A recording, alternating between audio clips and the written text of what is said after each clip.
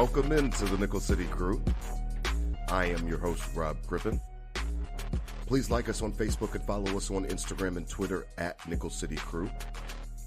This episode, along with all of our episodes, are presented by Crippen Legacy Entertainment here on Spreaker. We're so glad that you're joining us for some of your Buffalo Bills and NFL content again today. And as always, these are my Bills thoughts said out loud. All right, let's get straight to it. Wow, what a week that we have just come off of. It's pretty wild. I was literally just talking to DT pre-show, and this has been a wild week leading up. I love now that we're doing these shows on Wednesdays because it gives us a chance to kind of get through Sunday, all the activities of Sunday, and figuring out and kind of getting our heads together. Joining us again tonight, my co-host, Adam Dump Truck Rubsick, DT, man. This is going to be something that's going to take some time to get over in respects to letting it loose. Hopefully we get a chance to do that Sunday, and we'll get into that a little bit more later in the show. But before we move forward to next week's game, man, that's an all-time classic, and we're on the other end of it again, just like 13 seconds. Man, this Minnesota meltdown or whatever they want to call it, man. This one stung, man. This one hurt hard, DT. I mean, holla at the crew, man. Holla at the crew tonight. I feel like it's therapy session tonight, man. Holla at the crew, DT. Nickel City, what's up? What's up? Thanks for coming back with us again. But yeah, you said it right, Rob. This one stings on the wrong end of a historical game yet again. They just keep stacking up, right? It's getting old, man. The last thing we can hang our head on the historic was the comeback, back in the day. That's that's the NFL. There's historic games not often. The Bills and Josh Allen have been a part of two, and both in overtime and not having coming out victorious, but this one stings in a lot of ways, as we'll get into tonight. And it's the league. It's a 7-1 team coming into your house. You knew they weren't going to go away easy, and they sure as hell didn't. So here we are at 6-3, and unpacking it, sitting at the 6th seed in the AFC. But we'll get there tonight. We'll get there.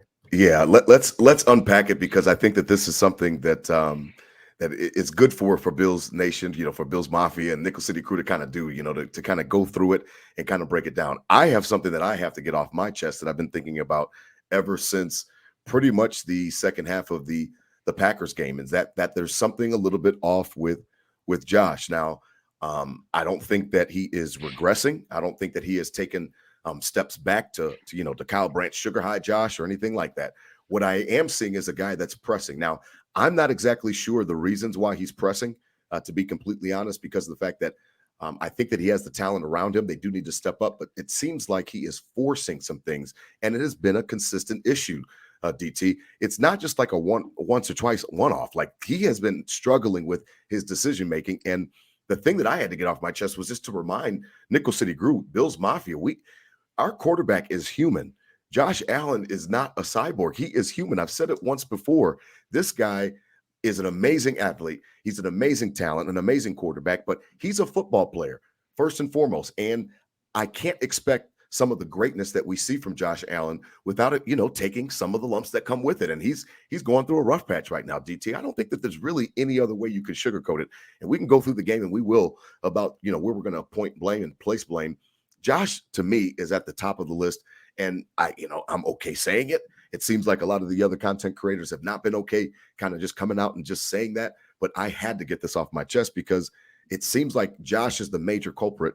And I kind of just have to lay this at his feet and let him work through it. And I know that, that may not be a popular opinion, but I do want to get yours on it, DT. It's time we are critical. I believe that, Rob. I mean, we're in year 5, and it's Super Bowl now. And I think we were a little spoiled in what we saw Josh do, and he was literally perfect for a lot of his, for the early career, and then started this season off basically perfect again, and then starts to stumble. And I think it's a quick, not to overreact, but definitely I think it's fair to criticize here. The last 2 losses are mainly on him, but you could say that probably in history. You look at any great team, that has a great quarterback. They lose the game. Obviously, the buck goes to the quarterback, right? A lot of blame goes to the quarterback most of the time, and Josh is okay with that, I think. So that's why he when steps you up. say you're okay with kind of coming out and criticizing 17 in this regard. I think 17 is also okay with taking that. It's not a He's his surprise to toughest him. critic. He's his toughest Yeah, critic. and even the games they're winning, he's the Packers game, he was moping around in the post game about that after on a 10-point win. So it's as you said, I don't know why he's forcing it. I have some theories when it comes to that of he's had so much success with doing whatever the hell he wants, and and that those plays he did whatever the hell he wants were sometimes very unlikely plays, and I think he's seeing kind of the reverse end of that. Trying to everything he touched turns to gold, and now he's touching and it's not turning to gold, and he's kind of being like, what the hell's going on? So that's kind of where I'm coming from on this situation of, I think his early success has a lot to play, gave him some confidence in the fact of it's not always going to be, a perfect game and a perfect throw. And the defense is also, we talked last week, when it's Bills week and you got to prepare for Josh Allen and the boys, it's probably your hardest week as a defense of any week in the NFL. And credit to the Vikings. They came prepared. I've watched a lot Patrick Peterson this week, kind of breaking down how he prepared for this game and how he was able to, jump those passes and get those picks. And, but at the other end of the buck, it's, the game's got to be won. And 17 had opportunities to win that game and turned it over. It wasn't on all him, but we have to criticize 17 in that regard. It's a lot of perfection, and it's not going to be like that his whole career. He's still at the top of my list. I would not. He's the best quarterback in the league. Let's not Let's not even talk differently on that. We know that, right? No. I'm not blaspheming my quarterback. But yeah, 17 cost us the last two games, or at least was the number one culprit of the last two losses. So we got. Listen, he's about to cost $40 million, on the cap when he gets his bag next season. And I think that if it's not okay to start, critiquing his game, then when is it? Because next year will be too late. So if I'm seeing patterns and I'm seeing things that are kind of making me a little bit uncomfortable, I want to be okay kind of voicing those, because of the fact that I think that it's important that you avoid turnovers. Now, listen, I've heard the gambit of from WGR. I'm a big listener of that show and all the shows on their programming. And listen, I've heard the gambit of responses that it's not a big deal and don't pay a lot of attention to it. And then I've heard people that say, like, no, this is a big fucking deal. Like, this is like a huge deal that he keeps giving the ball to the other team when it's critical moments. And I kind of lean towards the latter, DT. I'll be honest, man. Like, I was at the game, you were at the game, and like, even like I said, the Green Bay game, like, he was making certain decisions where it's like, what are you doing, Josh? Like, what are you seeing? And then, and then that post game, he'll come to the podium and he'll explain what he saw or what he didn't see. And he takes his medicine. He did the same thing in New York at MetLife Stadium after losing to the Jets. But it was like, I'm not exactly sure where his vision is at. And if it's a situation where he's doing it because he's pressing and he feels like he needs to make every play, then that's when I'm actually going to start to look at more of the play calling, because I was a big Brian Dable fan. And one of the things that he always did was try to make things easy for Josh. And I've heard a couple of people this week say that, it doesn't look like things are easy right now for Josh, as you just alluded to. So it's either he's pressing and he's actually not looking for the outlets and he's not looking for the checkdowns and he's, he wants to put the Superman cape on and he's doing literally too much, or we're not scheming him into situations where we can put him where he's got to make just layup passes, or there's clearly defined reads where like this guy's going to be open. Because even on that Patrick Peterson pick, he says that he knows that Josh trusts his arm and that he was going to be able to jump it because of the fact that Gabe Davis only runs 3 routes. Well, that's a major fucking problem too. Like, if Gabe Davis is only running 3 routes, then I need to be aware of that and make sure that we're running the type of routes in certain situations that are more advantageous for him to be open, because I don't need the book out to be on Gabe Davis that he runs 3 routes. That's not good to hear. I don't need, the MO to be for Isaiah McKenzie, who I love, and I love Zeke, but like, he keeps making mistakes, like he keeps messing up in key moments, and he messed up in some key moments again on Sunday that kind of cost the team. And like, I don't know, man. I'm wondering what the problem is, because I needed to stop soon, because I do think that we are giving away opportunities where, like you said, everything's not going to be easy. And some of these games are going to come down the stretch where we're going to need him to kind of get back to, Superman and like being that Superman. I understand. I take the good with the bad, but right now, this little funk that he's going through with giving the ball away it's just not okay, man. It's not acceptable. I don't know any other way to sugarcoat it.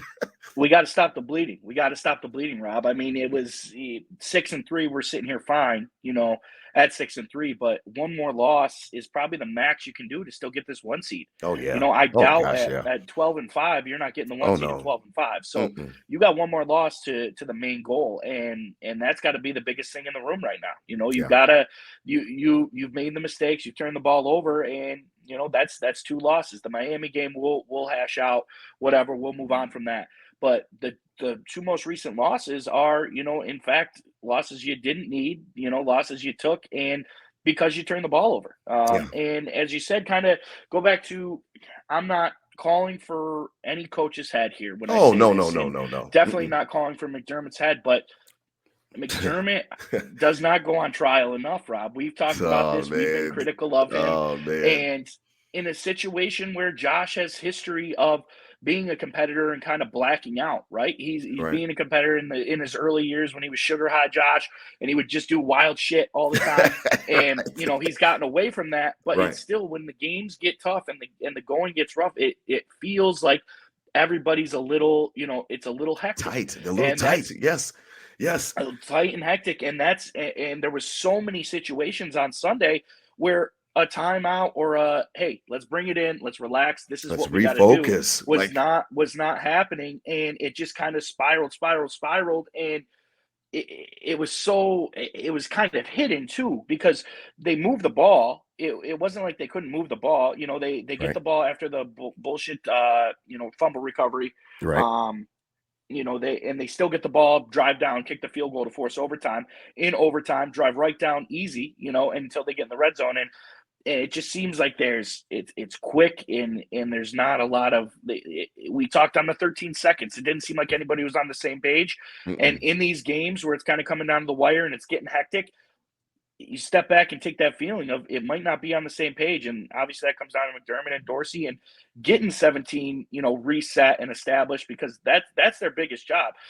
As much as telling them, the plays and where to throw it, their also biggest job here is composing him, making sure he knows situations and knows the deal. And so because I've heard some things. Because I've heard some things even this week talking about how, like, Ken Will has specifically said in the past that he is not going to tell Josh, at the end of their communication time on the play clock, hey, Josh, listen, look, don't forget to look at motor on the leak out. You know what I mean? Or don't forget to do, this or that, or Zeke's on the he says he just kind of trusts him to do everything and trusts him, implicitly. And that's fine. I have no problem with a coach instilling confidence in his players and letting them kind of go out and do their thing. However, there is a fine line. 13 seconds was a communication breakdown where we needed Sean McDermott to step up and remind, everybody of what their job was on that next play, whether it was a pooch kick, whether it was kicking through the back of the end zone, whatever it was, whether, on that first down play and they're playing that soft shell and they're playing that prevent defense that was completely out of whack. All of those types of things matter. So I'm looking for my coach to step up, not always to delegate. There's time for delegation. There's time to let your coaches be empowered, let your players be empowered. And then there's also time to say, hey, everybody, hey, look at me. Don't fuck this up. Like, hey, this is what we're looking for right here on this play. I don't know how Cam Lewis doesn't get that communicated to him. You know what I mean? I understand that was his first time playing safety, and a lot of people are like, well, that's unfair, Crip. And this, and I'm like, no, it's not unfair, because they put him in that position. He started the game. He played all of the game at safety, regardless if it was his first time out doing it or not. It's not unfair at the end of the game to remind him, hey, man, listen, focus on this one. Make sure you bat that ball down if it comes towards you. We don't need an interception, because we're going to lose the yardage, and we want to get this game over with as soon as we can. It's 4th and 18. And not that Josh can't handle it and can't handle the pressure. He's dove into this head on. He's the number one alpha leader of this team, by far. But does it come back to, we need to get him some help, in the game plan, we gotta maybe, so it's not all on his shoulders all the time. Or he doesn't feel like it is. Mm-hmm. Yeah. Down the stretch where he's like, all right, like in the Jets game was a perfect example of, as we watch the game back, there's people open underneath the whole game and he's throwing the picks over top. Same thing, in the Vikings game in overtime on the pick in overtime, there was 100 guys open, underneath. And so is he under the mindset, I need to do this, I need to be the hero, whatever it takes? And trying to put it in those spots, or I don't is want him it, to feel like you know, that, man. is that where he's kind of getting to that point and doing it? Because then that's not good, right? No, Because I then don't he's want him going to to feel. keep I don't want doing my this shit. quarterback to feel like that. I don't want you to feel Exactly. like that, And the especially not in the stats crunch say he moments. does. The stats say he does. You know, he's responsible for every freaking touchdown we got this year, Rob, for Yeah, the most part. yeah, So 90 other something than, you know, percent. the Motorhead 2, obviously Motorhead 2 Sunday, but they could easily pass those in too, you know. So I don't know. I hope it's not to that point, because the team's not really built to. It's a build around 17. Right, Everything goes through him, right. and so I would hope he's okay with handling that. But maybe he just needs to kind of change up the way he handles, and get smarter. And that's Some of the obviously things what in he's his going to be working approach, on. some of the things in Yeah, his but approach need to change for sure. yeah, and that brings me back to the coaching side of it, where that's where you come in, and your job is much to call a game plan and call the right plays, but your job is also to put 17 in the best spot to be 17, Right. and it feels like you're kind of, oh, we trust him, we're leaving him out, he's doing his thing out there, and then it comes crunch time, end of the games, and he's not making the plays. I swear, I was driving back to Charlotte from Buffalo on Monday, and I was literally thinking about that, DT, because of the fact that I was like, well, do I want my OC to tell my quarterback where to, hey, because then I was starting to think about other coaches. I'm like, well, I wonder if McVay tells, Stafford, hey, go here on this, go to Cooper Cup on this. Or I wonder if, you know what I mean, Shanahan, clearly defines it for Garoppolo. Hey, Jimmy, go right here on this play, because, you know what I mean, Debo's going to be wide open after that in cut, that type of thing. I don't necessarily need my OC to do that, but in critical moments, I wouldn't mind it. Like, that's what I mean. Like, there's sometimes where I need the coaches to step up, and that's just not a McDermott dig. Like, even it trickles down to Leslie, and he's a part of 13 seconds as well. And then obviously Ken in this new job. Like, I need them to sometimes just refocus. It's not saying, Josh, hey, throw it here, but just like a friendly reminder, like a notification on your phone, like, hey, listen, don't forget on this route, that you've got Zeke, or you've got, Motor on the backside as an outlet, that type of thing. I need him to be aware of that, because clearly right now he's doing things that he hasn't done before. I think he had 2 or 1 red zone interception his entire career. He's got 5. He's got 5 in 3 weeks. And then you're Yeah. telling me that nobody wants to talk about, like, and I know that it's been brought up, but it seems like we're dancing around and trying to find other different issues. And I want to start at him, just because of the fact that, listen, this is his team, as he said. And like, this is like, we're going to go as he goes. Like, there's no way around that. We're going to go as he takes us. So I kind of need him, whatever it is. And if he needs some help, and he needs some coaching in respects to some tips in late game situations or crunch time situations, I'm okay with it, because I need this shit to stop. I really do, because I'm thinking about Super Bowl 57, and all of our goals are still in front of us, including the 1 seed. But you're absolutely right, DT. Like, we're running out of, like, the margin is really, really thin right now. And this is a crucial time in his career. I mean, in the come up, even the success he had in the first couple of years, I feel like he was a little more micromanaged, being Oh yeah, any absolutely. rookie quarterback, young quarterback would be. And then he starts showing his talent, starts showing he can win games, will this team to the playoffs, everything in between, Running MVP. ability, his running. Yeah, exactly. Mm-hmm. And now it's that fine line of, okay, we don't have to micromanage 17 anymore, and he's starting to become that star and do his own thing on the field. And the coaches are also, we were micromanaging him. Now we're kind of letting him do his Hands thing. And off. so there's that gray area, that transition of becoming, the superstar. And I'm sure all the greats went through it, right? Your Tom Brady's, your Mm-hmm. Peyton Manning's, your Aaron Rodgers of, all right, this is how you do it, son. This is how you do it, son. And then, okay, Mm-hmm. this guy's good. We can kind of let him fly. And there's going to be a learning curve with that. It's kind of a restart to a new wave of how he plays and how he thinks. And I think everyone's just trying to get used to that. And we're seeing kind of the back end. Turnovers, obviously the red zone turnovers are something new, but turnovers have always been a problem with this team and Josh Allen. He puts the ball on the ground all the time. He's not afraid to throw picks. So, and we're just blowing teams out. So it's not as big of a deal. But now in these games where, they're tight, they're down to the wire, you look at the Ravens game, Bills beat the Ravens because Lamar Jackson throws a pick in the red zone.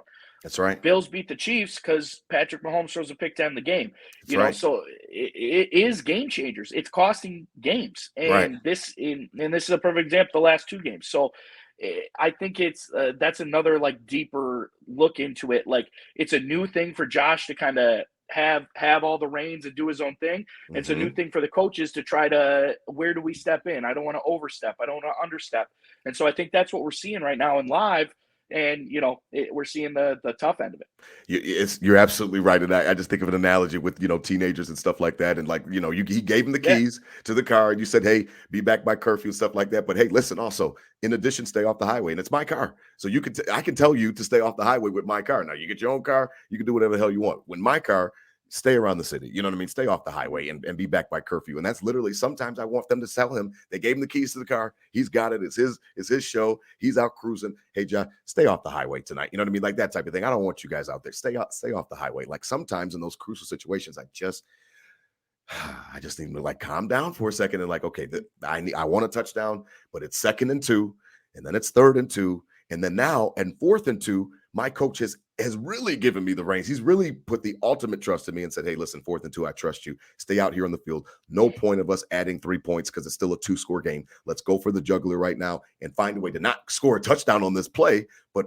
end the drive with the touchdown. And he ruined it, with some of the decisions that he made on that 4th and 2. And we can get into that if we need to, because I know that, Zeke's been catching some flack about the routes and different things like that he was running and keeping guys in coverage and keeping Pat, in the play, Pat Pete. And I don't know, man. I need him to kind of calm down sometimes in these late game crucial situations, because it's important to note that the turnovers do matter. So I'm really not able to get with people that say that they don't, because yes, it's great when you're blowing teams out. In the Rams game, no, it didn't matter that we turned the ball over and it was no problem. But it could have gone different if the Rams were on their game that night. And as we know, it's coming to fruition. The chickens are coming home to roost right now, because we are not getting away with these mistakes most recently. We're really not. Yeah, the percentage, I'd have to look it up, but it's 19%. The percentage has to be 19. I know what you're talking about. If you lose the turnover battle. Oh, yeah. No, I was talking. Eric Wood, I think, had a stat talking about 19% of our drives are ending in turnovers. Oh, shit. 19. I know that's even worse. That's what I said. I was like 19%. That's even worse. Yeah, that's 1 in 5 almost, So 1 in 5 drives are a turnover. That's horrible. And I was going to say it's got to be a super low percentage of, if you lose the turnover battle, how many times you win the game. I'm sure you win, because they did in the Rams game, but it's got to be a very low percentage. When you lose the turnover battle, you probably lose the game. Absolutely. And that goes hand in hand, and that's just obvious, football fundamentals. And right. This team, and it's not just this year. And last year, the same thing. I remember when the Colts did the in-season Hard Knocks, and they were getting ready to play the Bills, and obviously we know how that ended. They came in, stomped the shit out of us. Right. But in that preview to the Hard Knocks, they that their whole deal was, when they're playing the Bills, that this team's going to put the ball on the ground. This quarterback's going to throw picks, and they did. And that's in years. So the turnovers have been an issue. I think that's the most consistent thing as we grow with Josh and we're seeing different things and defense getting better and blah, blah, blah, whatever it is. The turnovers have been the consistent problem. Yeah, I agree, man. I think that it has been around for a while, and you're absolutely right. We can look up the stats to prove that. Another thing, as we transition just a little bit, but it's still on the Minnesota game, which is obviously top of mind. DT, can you tell me, as my father would say, what in the ham sandwich is going on with this running back thing that the Bills got going on? I have no idea. When I looked at my phone, I was chilling with you at this tailgate. We're having a great time. We're out there partying. And I look at my phone when the inactives come out just after noon, and I say, what is going on? Why do we have Duke Johnson up? Why do we have 5 running backs dressed? We know Tywan Jones is running back only in name for Bills Mafia Nickel City Crew. For those who don't know, he plays pretty much 100% of the time on special teams, all different units. Never really sees the ball as an actual running back, but he's listed as one. 4 running backs, Motor, Cook against his older brother. We've got Naheem Hines, who we traded a draft assets for to get him, who's got a jersey, along with who's the other running back that was then Duke Johnson. Duke Johnson was called up and given the jersey. And I have no clue what that plan was. He got burned. He got more burned than Hines. Yeah. And Hines played what? Hines played 10 plays 6 in 2 games. Snaps. He played 9 snaps in 2 games. He played 6 on Sunday. 6. And that's okay. Let's just hope that's just getting into transition and whatnot. But man, DT, come on, man. They traded for him. Like they said, they want pass catchers. They want these backs like him and Cook. I mean, first of all, that's redundancy because you drafted Cook, so let him learn on the job. And then if you're saying, okay, well, it's Super Bowl 57 or bust, so we don't really trust him. Okay, I was not mad. We talked about it on trade deadline episode. I was not mad that they picked up Hines, but use them. If you're going to bring them on the team, use them. I have no idea what their plan is with the running backs out of the backfield because they're not doing what they claim that they want to do. And that shit is frustrating, man. It's just annoying because I would rather see it and see it not work as opposed to just not seeing it all. Because now I'm just wondering, like, are you just not using it? But I thought this was something that a wrinkle you wanted to show. It makes no sense, man. Motor had 2 tutties on Sunday, not a lot of yards and a crucial fumble, and which I thought should have been. He was down. I thought he was down in the stadium. Sure, personally, but we're not. I'm not saying we're getting rid of Singletary here, but you know what you're getting with Singletary here, right? You know what you're getting. It's not going to be great. It's not going to be horrible. It's right down the middle. It's good enough, as we kind of argue back and forth sometimes. And Bills Mafia, decent to good. He's a decent to good running back. He's a decent to good running back with no breakaway speed. Why are we not giving James Cook more look? It's not like Devin Singletary is this great running back and we can't lose touches for him because he does so much for a team. Mediocre at best. Give the boomer bust guy, some love here. And James Cook, I have no idea why they brought up Duke Johnson. It doesn't make any sense. He wasn't returning kicks. He didn't return kicks, did he? No. Because I know he could do that, but yeah, he didn't return kicks. He just got a couple snaps on offense. It doesn't make any sense with what they're trying to do. I don't get it, man. But yeah, I'm on the boat of Singletary, whatever. But we know what we're getting. Let's get 28 more involved. 28 when he's gotten touches, obviously, other than some early mishaps, has been productive. I think he's 5 yards a carry right now, which is the best on the team with a lot less touches. But let's see what he can do. Let's see what he's. So that's where I'm not. We don't have anything to lose. I'm not saying down that path, but yeah, I don't know what we're doing with the running backs. Calling up 5 on game day, playing them all, a couple here and there. I don't know. I mean, you could try. Y'all could try to make it. Y'all could try to make it make sense to me if you want. It didn't make sense. As soon as I saw it on my phone, it didn't make sense. I thought it was more smoke screen. I thought the whole Barkley thing. I was convinced. Me and you went back and forth, and a lot of Bills Mafia Nickel City Crew did. I had a lot of bets out there that I lost that Josh was not going to play. I thought that it was still some types of gamesmanship, even when they brought Barkley up. When they did not bring Barkley up, I thought that Josh was still going to back up Keenum, and then they were just going to give him some more rest, and they didn't. And he was out there, and obviously he had no ill effects because he was, he was 43 times. Yeah, he was balling out there. So I mean, he was doing his thing when he was, and obviously running the ball as well. Yeah, and again, being crazy though, a little bit crazy, trying to punch a ball out when your elbow is hurt. Like that doesn't. I don't need that, Josh. There's other guys. I'm not commending him. I'm not congratulating him for the tackles. Man, I was like, that was a bad stat. You don't want your quarterback having 2 tackles, especially 17 off an injury. This running back thing is unbelievable, Rob. I don't know what they're doing. I don't know. I just thought that when they traded for Hines, I thought that it was for a plan in place because Brandon Beane doesn't strike me as the type of GM that just does something just to do it. Now he loves to make moves, but it almost seemed like he was responding to the Kadarius Toney to the Chiefs, and then other moves that were made, and then all of a sudden the Dolphins are making another move, and he was like, oh shit, well let me just do something. But he doesn't strike me as that type of GM, so it was just weird that he did it. Again, I didn't have any problem with the move because he's fast. Well, then give the fast man the ball. Let him get some run, not 3 snaps. And this goes back to I didn't have high hopes that Hines would come in here and be super productive, right? Because you look at in past years, Matt Breida, more specifically last year, similar type guy, can catch a pass, fast guy, barely touch the field. They didn't give him no burn, right?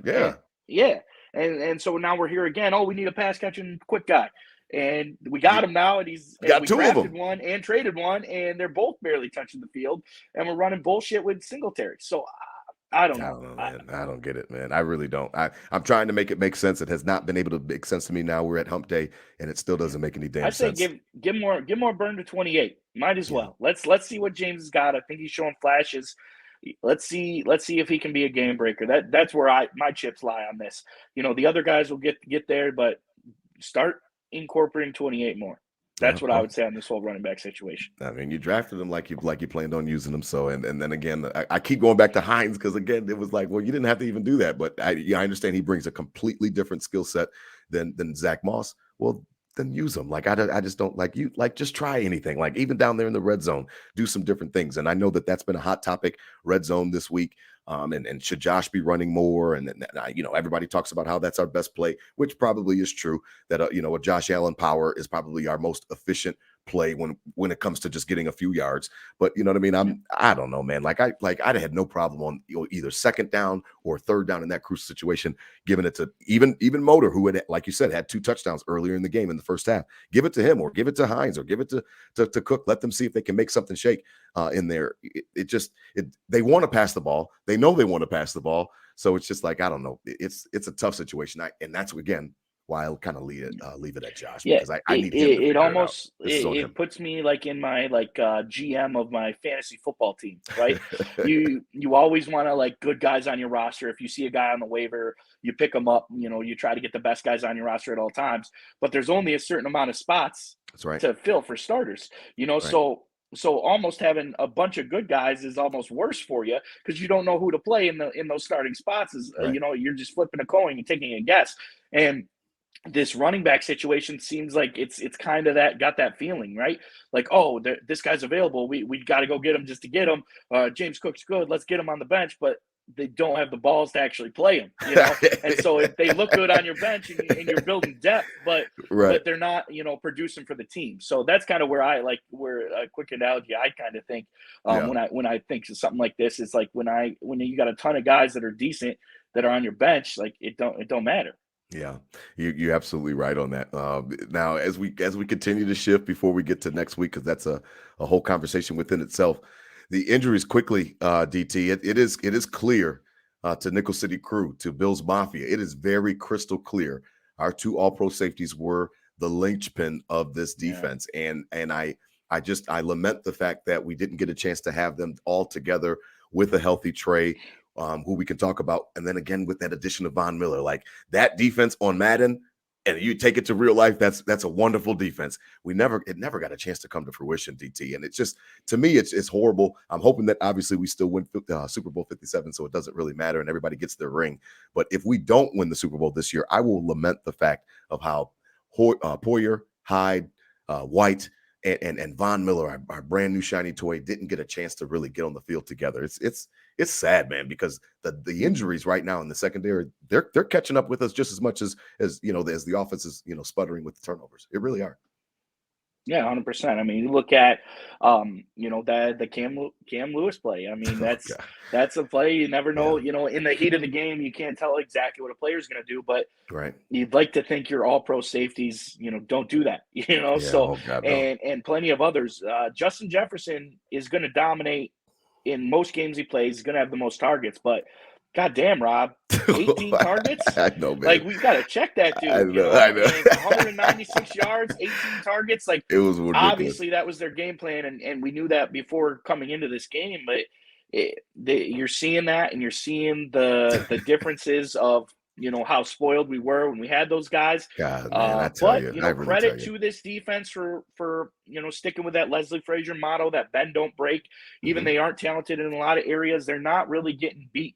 In a lot of situations, and this was a good example. Sunday they had some great goal line. The goal line stand was amazing. It was amazing. 2 of them. It was amazing. One in overtime too. Yes. So even though they said you see we had 12 men on the one. Yes. We got away with that. Yep. We got away with that. It all comes around. The football guys owed us a little something. I mean, they owed us a little something. Big time. But it's bend don't break. But yeah, it is. It does stink that this was kind of such a perfect setup. But they all, I mean, at least 3 of those 4 should be back. At this year, I think Poyer's coming back. Trey White. I mean, who knows? I don't know, man. Right? It seems like the more that I keep hearing about the story. And then to hear how McDermott really didn't want to speak on mental, he said, versus physical, it just makes me lean towards the fact that he is not confident enough yet to come back and play. And I don't think that it's a medical thing, because they would not have cleared him to get back on the field to start practicing. He doesn't have the red non-contact on anymore. Yeah. He's been practicing with the team. They say he warms up like a warrior before the games and working a nice sweat. So I think that it's just got to be mental, and maybe it's something between him and his team where they're just not. And that's okay. And that's okay. Come back when you're ready to roll. I wouldn't want him to rush back and be thinking about up against 18 on Sunday, especially, one of the probably, going to be the best receiver in the league here coming up in Justin Jefferson. So that's fine. But you look, and Von Miller doing his thing, another big clutch sacks, baby. Clutch sacks, baby. Don't blink. and everybody else kind of coming around that. But yeah, the injuries, not just the all pros. I mean, they're everywhere and they're stacking up. I mean, we think we're just getting out of it, and then Trayman Edmonds goes down and leaves the game. And then this week, we got 30 guys on the injury report because everyone's sick or something. Yeah, there's an illness running around. We got a flu or something going through the team. And it's just like, God damn, man. Like, we haven't seen these injuries at all. It's just like, so again, we're not early, we're halfway through now, but get through this year. I hope this team, kind of what we saw in the preseason and this roster building, comes at the end of the year with all these guys ready to roll, firing all cylinders. I'll sacrifice not seeing it now to see it later, on a nice playoff run. But yeah, it's crucial. You guys are dropping, and that's just something we got to get used to this year. Is we're not going to be at full strength probably all year, to be honest. And definitely not, because we're not going to get Micah Hyde back. But everywhere else, we're probably not going to be at full strength. But that's the NFL. You got to fight through it. But I agree. It sucks that we're not going to see them all come together in kind of this storybook feel where this could be one of the greatest teams ever. But we'll see what happens. Yeah, no, I mean it is the league, and I kind of I tried to temper expectations when the season started, but I said 13-4, so I only have one more loss before my prediction goes down. So I mean, like 2 more losses, excuse me. So listen, we're in a situation where everything is still in front of us, as I said before, 6-3. With as bad as we've played in respects to the sloppiness of the turnovers throughout the season, to be 6-3 is really a blessing in disguise, because hopefully we can find a way to correct some of those issues where at late game situations we're not hurting ourselves. I called my boy, went up to the game with me, and you got a chance to meet Big Mike, and I was like, man, we keep Plaxico Burressing ourselves. Like, we keep shooting ourselves in the leg on these games, because most of these games, to be honest, DT, would not be close if we did not give the other team the ball. Like, we should have blown these boys out on Sunday. And that's the thing. And that's the thing with confidence here. 6-3, we're not happy with it. Tough loss Sunday, but we haven't gotten beat yet this year. We haven't got that Colts game last year where they just come in and beat the brakes off us. Like, nor have we played a full game. Exactly.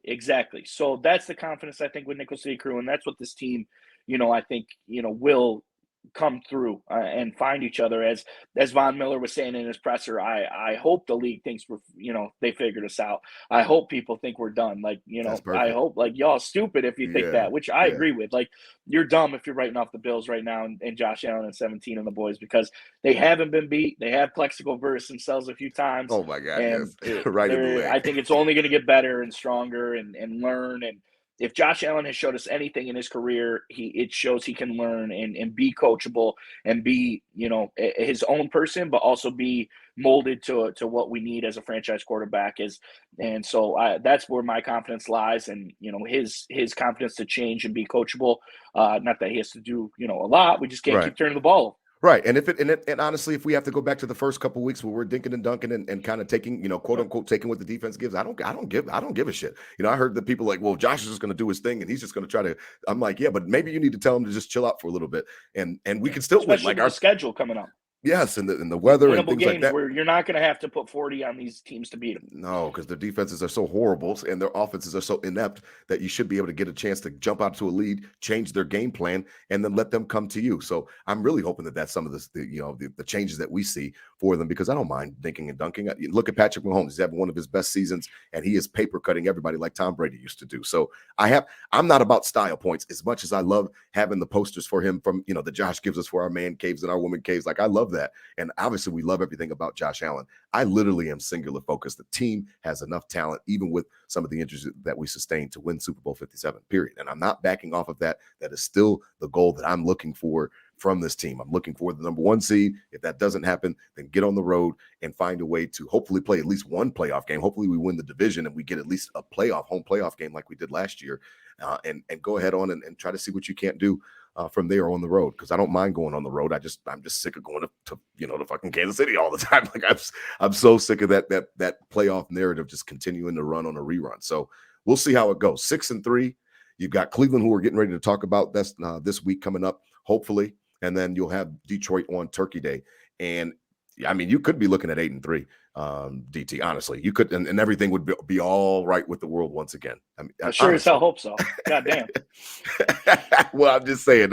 I mean, 8-3. Those are two teams, like you said, winnable games where you could be looking up after Thanksgiving and the 4:00 games coming on. Dallas is coming on. I think they play the Raiders, and you could say, okay, that was really rough for those 3 games, and we lost 2 of them. But okay, everything's back on track. We're 8-3. We beat the Browns. We took care of the Lions this morning. I didn't even get a chance to get my turkey in the oven yet, and you know what I mean. And everything's okay. So I'm hoping that that's going to be the case for the Bills coming up, and I know that you do as well. As we wrap up, DT, we got to talk about the weather, I guess. Tonight's episode, which takes me right to it, tonight's episode is presented by 26 Shirts. Head on over to 26shirts.com for all of your Buffalo t-shirt needs. Again, you all know that they go to a wonderful cause. All of the t-shirts support a worthy cause with the donations going there to their respective affiliations, excuse me. They got a cool shirt up there right now, DT 7-day forecast. It shows literally how the weather could just change on a dime. And it's kind of funny because this was almost literally in sync with how it went for us. But it said, Thursday's going to be partly cloudy, and 92 degrees, and then it's 68 degrees, and it showers, and then it's, Then all of a sudden there's thunderstorms coming, and by Monday it's flurries. And that's literally kind of how Western New York has been going through lately with the weather. Talk to me about the weather, man. You are up there. I'm in Charlotte, and it's getting a little bit colder down here, but we don't have one thing that you guys definitely are anticipating. That is snow, my friend. No snow here in Charlotte. There's definitely some snow coming. You told me something about a travel ban or something like that. What's happening? It's getting real up here, Rob. And this is, we obviously you've lived up here before, so you kind of know how it goes. But absolutely, the storms are always hyped up. We're getting, it's going to be the storm of 76 again. You're not going to be able to see. Yeah, you're not going to be able to get out of your house, and then it happens, and there's a couple inches or whatever. But this is, with the kind of the way the weather patterns have been going, through these past couple months with like the hurricanes and stuff hitting Florida so hard. And this is kind of part of that just on the winter end of it. And with the lake effect, that we're going to see. And yeah, it's looking real. It's looking real, Rob. Tonight, Kathy Hochul announced that they're going to be, the New York governor is going to be shutting down Interstate 90. Oh my gosh. From that, for only commercial use. Okay. How far is that stretching? And Rochester to the PA line. Oh my gosh. Whoa. That's where I come in. I used to come in through there. I'm not coming up this week. I already put it on Instagram. I already put it on StubHub. Yeah, man. That's a lot of Rochester to the line is New York. That's the whole Western New York. That's a long way, man. Yeah. So they're anticipating something. They're anticipating something. So I was kind of talking in pre-show, is this something where, just elections just happened, we're just trying to make a statement as a new elect, or is this real deal? So we'll see. It's supposed to be starting tomorrow night and kind of going nonstop through Sunday, but Sunday's looking clear. It should be done by Sunday, so they still should be able to get the game in, get it cleaned out. Get out there, shovel out the seats, get yourself some free tickets. I think they do some that free every pizza. year. I think they pay out hourly. I saw something they pay out hourly, give you some free pizza as long as you bring your own shovel. So I'm sure. So looking right now that they're still going to have the game, but if this is a situation where we're getting 6 feet of snow, they're shutting down the interstate, and it's 3-4 days, that could create some major problems. Even if Sunday's clear, the Browns got to come here still. To get here. Yeah, they still have to come here. And even if they don't drive, obviously most of the time they'll fly for that quick flight up and down. But I mean, either way, it's going to be a situation, because if you have to move the game, there's not much that you better get on that shit like now. Like I was talking to you pre-show, like if they're moving it to Detroit and say, hey, Buffalo, stay in Detroit. You're going to play in Detroit. And I don't even know if that's available based on the time slots. I haven't looked at the schedule this week, but like if they try to send them to Detroit, they better do it pretty soon. And then tell the Bills to just go ahead and stay there until Thanksgiving. Till their Thanksgiving game is over. But if they don't move it then I don't know where they're moving it, how fast, because there would have to be a situation where you kind of gotta get on this thing soon with the schedule. And I don't remember a couple years back when they moved it to Detroit against the Jets in that game.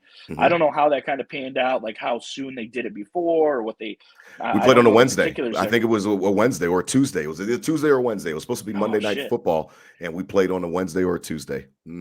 Okay. I'm almost positive. I'll have to look it up. You can't do that this week playing Thursday.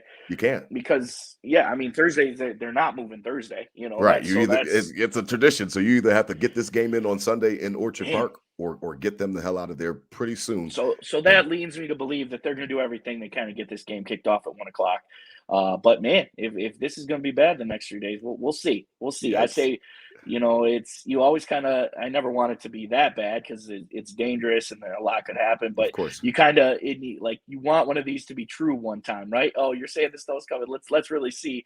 You're like, oh, shit, this is real deal. I can't get out of my house type thing. So, it'll be interesting, but we hope Western yeah, New York I mean, prepares and everybody gets their stuff together and in order tomorrow while the weather is still doable and manageable. And get yourself bunkered up.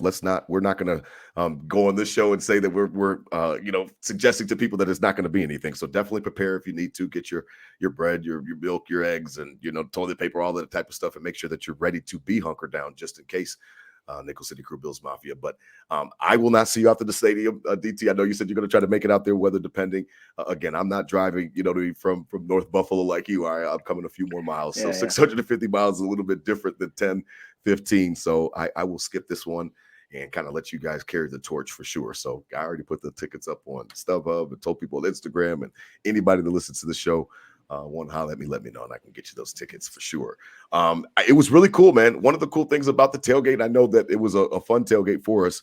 One of the cool things was that I met one of your boys who is a Minnesota Vikings fan. He was originally from Jamestown, but now he's actually in Minnesota, and he said he's a listener. And I was like, man, that is really, really dope. So shout out to Nickel City Crew. We really, really love the support. We've been getting more of it, and that just means that you guys are listening. You like the content.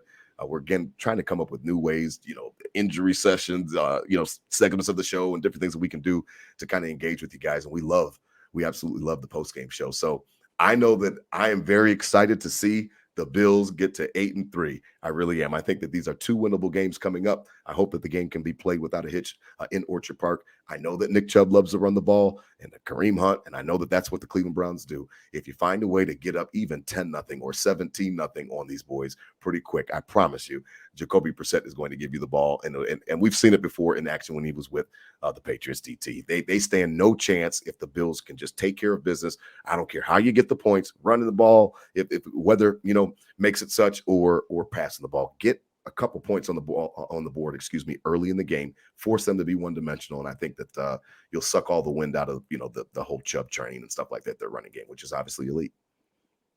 And you're looking at this. If it comes down to a horrible weather matchup, the run game is going to have the advantage. But we keep talking about it. This roster through and through, even with a setback like that, you still got to find a way to overcome it. And you can't. On Monday, we can't be sitting here saying we lost to the Browns just because it was bad weather. They could run the ball well, So that's what they got to be preparing for this week, and I have confidence in that. And 17 is going to be chomping at the bit to get back out there and respond to everything that's happened over the past couple of weeks. He wants to put that to bed as quick as anybody. So absolutely, no matter what, I think the ball's still going to be in the air, and we'll be fine. But it's going to be an interesting way how it shakes out. Good roster over there in Cleveland, but as you said, no match. It's time to put these no matches aside, get up to these leads, finish games, start getting the bulldozer. Start to build your confidence, start to build your resume, start to make sure that you're stacking wins like we always talk about. You've got, some opponents coming up that you can find a way to feast on, for lack of a better term, before we get into division play. Mm-hmm. Exactly. After these two games, it's 3 division games, bang, bang, bang, that are must wins at this point. So the confidence is going to be huge to get 2 wins here, quick wins, short week, get out, rest, rehab, recover, a week to go. Back to the Patriots. So yeah. I was going to say, because I think it's back to back. We've got Thursday night and then Thursday night against the Patriots, that first Amazon Prime game. So listen, as always, I mean, we touched on a little bit of everything. I hope you all know that I love Josh Allen just as much as you guys do. It is okay to hold your franchise quarterback accountable and to say, hey, he's not playing that well right now. Josh will tell you that he's not playing that well right now. He has said as such, and he's got to get out of the funk. I really do have faith in him. And again, I'm a proponent that it's okay to kind of coach him along. He still can be coached. He's not a mate. He's not the Don yet. You know what I mean? He's not the Godfather yet. So you can still coach him and get in his ear a little bit. And that's kind of where I'm leaving tonight's episode. I want you guys to understand that it's okay to critique your franchise quarterback. It does not mean that you don't love him. So if you guys are all good with that, please remember to spread love, not hate. These were my Bills thoughts said out loud. Hit them with the Go Bills. DT, I'm sorry we'll miss you this week, man. Stay warm if you get out there, man. That's all right. Go Wipe Bills. off your seat for me, man. 7-3. 7-3. Let's go, man.